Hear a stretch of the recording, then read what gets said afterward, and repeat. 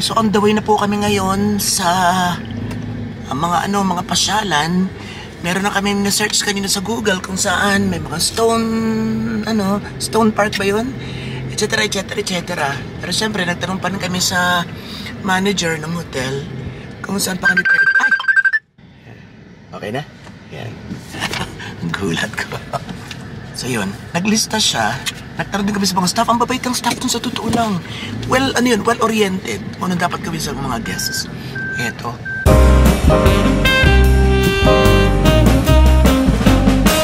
Ayan. So meron tayong... Kasi baka daw gusto namin doon, may mga madadaanan daw ng mga tourist areas din. Hindi baka daw gusto namin. So, Mirador. Nandun yung Arc of Japan. Yung parang pula na gano'n. Tamawan Village. Ito na-research ko na earlier. Ito parang may mga artworks na matatagpuan dito. Mga... yun. And then yun nga, Igorot Stone. Igorot Stone pala. Village. And then... Paglalampas naman kami sa Igorot Stone Village, mayroong strawberry farm, pero sabi niya walang masyadong strawberry ngayon at maputik kasi nga umulan kagabi. Meron ding Stobosa at yung Bell Church. Ayan. So sabi ko, may na-research ako na church, pero 100 steps, parang Baguio Cathedral, ay 100 steps, so baka hindi kayanin, mga mahirapan. Ayun, pag-uwi namin kagabi, mula night market, pauwi sa walang masakyan taxi, ang daming tao. Tapos hindi basta-basta papasakyan taxi yata. Parang gano'n ang peg. May mga sakay baga. Kaya ayaw kami tigilan.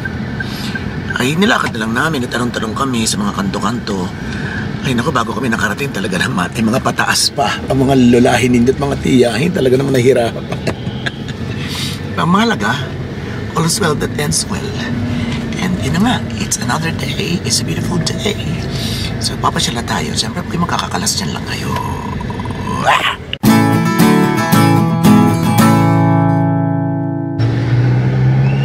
Ang lalim, pababa yan, pababa.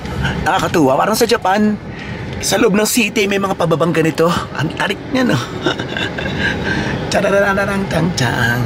Nakakatuwa. Ayun, kapit sila sa mga sa mga tao dyan. Ang sarap tingnan na pagbago sa paningin. First time mo ba, Dex, sa Baguio? Second time na. Second time na nung bata yata siya nga. Nakarating na siya dito. Hanapin din natin yung ukay-ukay na famous. Sa mga nakakapanood nga, saan yung ukay-ukay na sinabi pinupunta ng mga artist at mga celebrities. Bakit timbrehan naman ako kung saan din Ang sabi ng mga napapatanungan ko ay baka daw sa Baguio Market. So, pasyal kami doon maya-maya.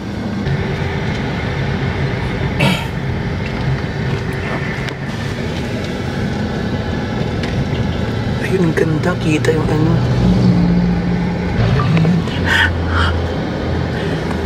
ganda.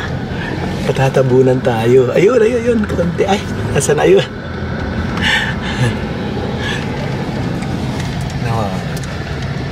Ayun.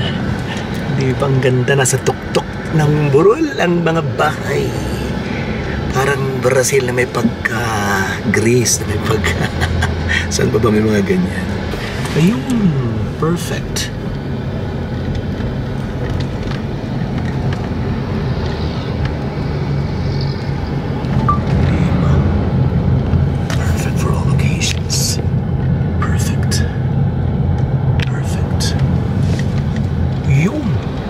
Eksakto, tumigil pa. Yun.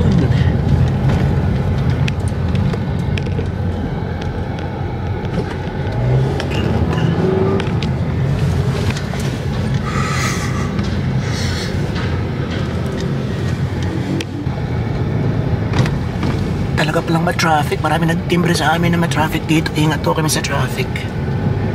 Yan, okay na. Akit na naman tayo doon sa dulo. Gusto ko rin mga video na grabing usok Pag yan di usok. Kaya nga sinabi ko kanina fog, pausok lang ulit. Grabing usok grabing usok. Grabing ufag Grabing usok Pinagsamang usok.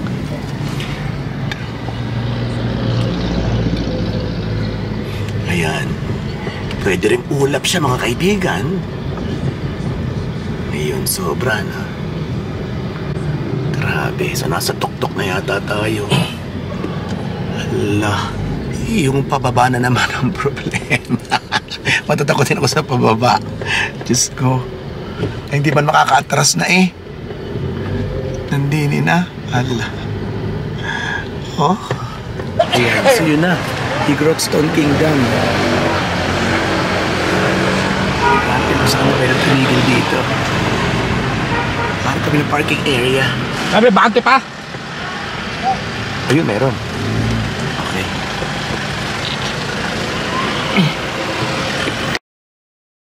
Ayan, ako mukhang uulan. Dito ka naman parkingan tayo dito tayo. Ay, tataray, develop ko kaya ba? Dapat dikit.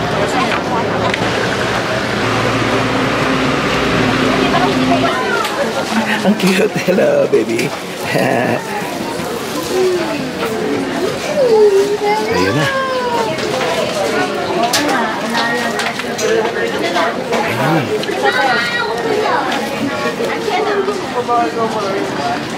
Ticket po. May ticket. Doon na nabi yung ticket. Ticket. Ice cream, strawberry.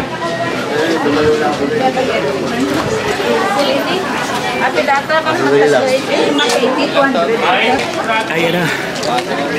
Ayan. Nakakuha tayo ng isang senior at saka isang regular.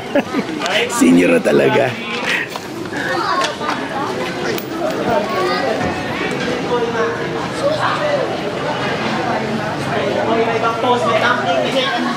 Yun!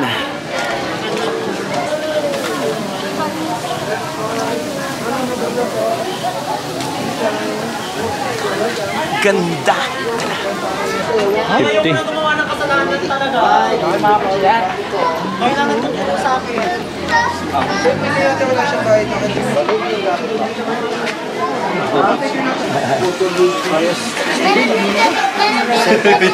Okay, Dex, tara. Sige po kayo. Dalawa lang kami ah.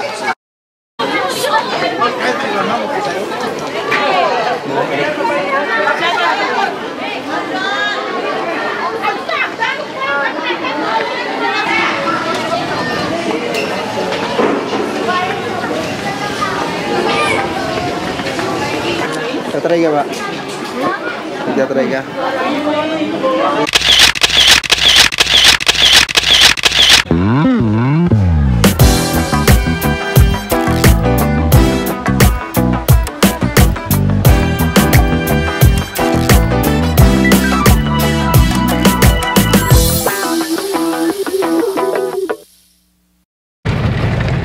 Turn right onto Quezon Hill Road.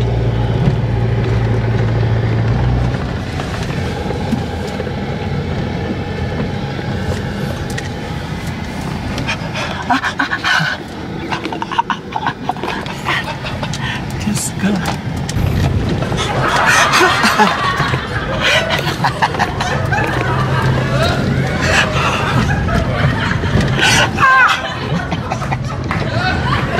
Turn left onto Park Street, then slide right on. Akadari ko. Diyos ko po. Taas.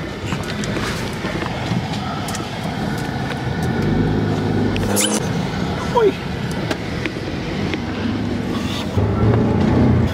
Puro fog. Grabe.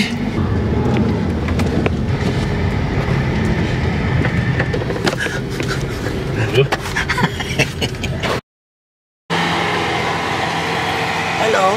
Oh. Okay, so sige, okay. Sige, hanapin namin. Salamat. Okay, so tayo po ay nandito ngayon sa... Ano bang lugar nga ito? Irisan. Irisan. So, ang daming... Diyos ko, dami yung pinagdaan ng mga yung parang yung mga natatakutan ko. So, hindi ko masyadong in-expect. Napakatanga ko rin. Bago yung pinuntahan Mabuti na rin lamang at hindi ko in-expect. Sana hindi kami makakarating na dito. Pupunta po tayo sa bahay ng kaibigan ko. Meron silang parang transient house dito sa area na ito na overlooking daw yung talagang mga bahay sa bundok na nakita natin kanina. Kaya sabi ko, kung hindi man kami matuloy tumira dito, kasi wini-welcome niya ako dito na pwede ako magstay. wala nang aalalahanin. Pero baka hindi na kami makalis doon kasi sobrang sobrang ulanin, sobrang mabutik, tapos magdadala pa ng mga gamit. At saka parang mas near yon sa mismong downtown Baguio. So siguro doon na lang kami. Pero ang importante, mabisita ko kasi nag-effort din naman sila na, di ba, na mag-stay ko dito. Kaya halika, sama kayo at hahanapin natin ang bahay nila. Wala na naman.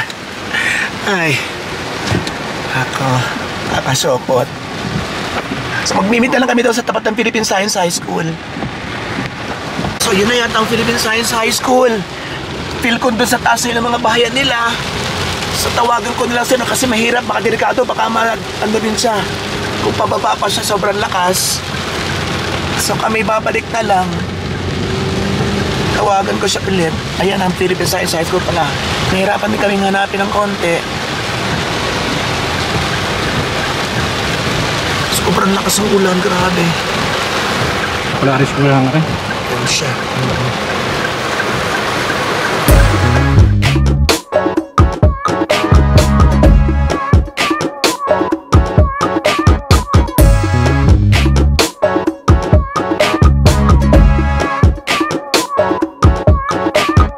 Salamat, bossing!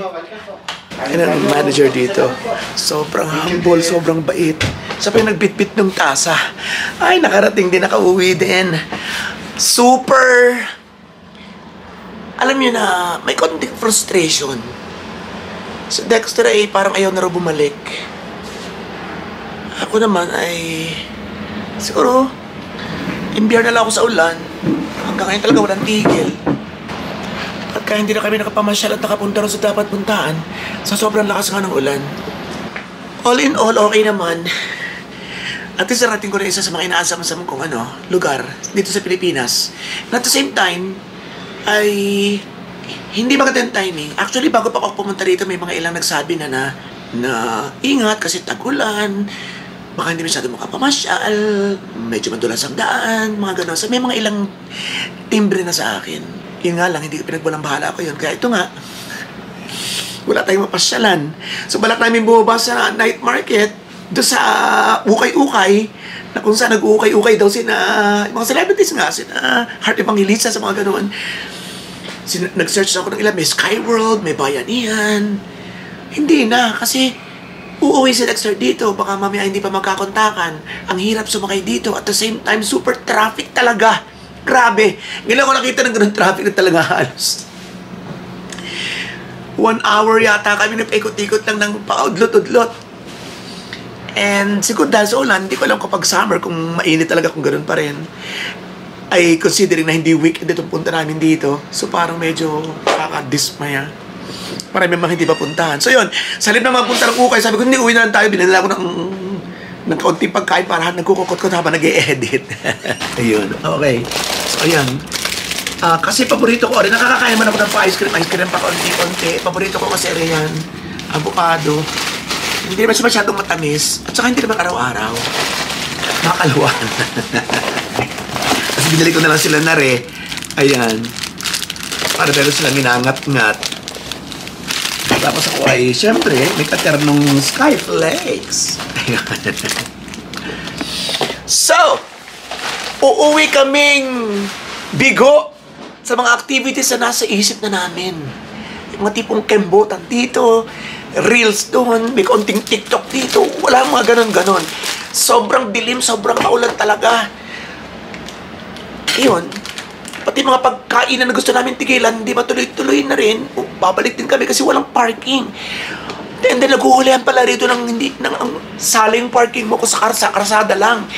And yun, may mga hulihan din ng sigarilyo. Kaya hindi nakapag-sigarilyo si Dexter, buti naman. Hindi siya makayosi sa labas. So in all, from 1 to 10,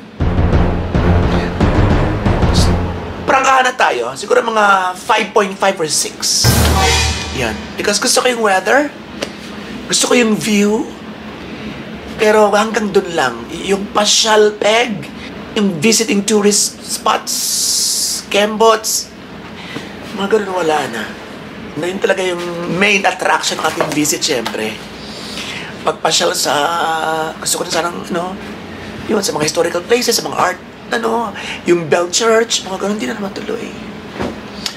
Kasi nga, parking, hindi man pwedeng lakaran ang lalayo kasi ng pagitan. So, kung mainit ito, ay wala masyadong problema, di kayang lakarin. Pero pag ganito kasi mahirap. Mahirap yung pianantok na siya. Mahirap ang pagsakay kung napagtataksi kagabi. Ano kami? So yun. And sana ma-enjoy nyo ang ating kauntiang vlog dito sa Baguio. At sana pasyalan nyo itong lugar na ito. Ang Enrico, ano nga ulit? Quezad! Ang Enrico Quezad Hotel! Alright? Sa dulo na yata ito ng Quezad Road. Tito Robert, doon naman bumawi sila sa magbababait na mga Ang bait ng staff, grabe! Super! Yung may-ari po. Walang supladong na-encounter, walang nakasimangot na na-encounter, walang hindi sinagot ang aming tanong wala akong na-encounter na hindi sinagot ng tanong, mga ganun. Ibang klaseng level. Hindi ko alam kung paano sila in-orient or tinrain. Siguro ang pangunahin talaga ng may-ari nito is i-train sila ng sa management, people management or hospitality. Yun. That's why sa aspeto nyo na lamang, that's from 1 to 10, that's perfect 10. Ang kanilang food, ang sarap din. Ang room, simplihan lang pero maayos. And this is a budget hotel. Ang sabi ng kanilang bossing, ito yung isa sa pinakamura or maybe pinakamura sa buong Baguio. So ano bang hinihintay nyo? Larga na dito sa Enrico Quezad Hotel. So, paalam na po kami ngayon and see you again sa Manila. Itutur naman natin yung place ko doon kasi hindi ko na na-tour. Ang aming tinitira na kaloob naman ni Miss Weng. Regalo sa atin yan ng Bimajo, yung ating tinutuluyan sa Manila sa kalagitnaan ng Ayala, Alabang. Ayala, Alabang ba yun? Sa kalagitnaan ng Alabang. Oo, sa Magallanes area. Diba ang ganda? Simple rin lang. Hindi pa siya tapos pero So, we still have 2 days sa Metro Manila. So, marami pa tayong mapupuntahan. And for those who would like to suggest some places that we can visit, so just comment lang kayo sa baba. Maraming salamat. This is your friend, together with Richard and together with Dexter. Maraming salamat sa inyong lahat, sa inyong walang sawang pagsubaybay sa ating bawat kambot. This is your friend Robato. Sa inyo ko sa mas mabuhay lahat ng Pinoy sa masunog ng World Robatology pang more and more and more. Thank you! Ingat po kayo!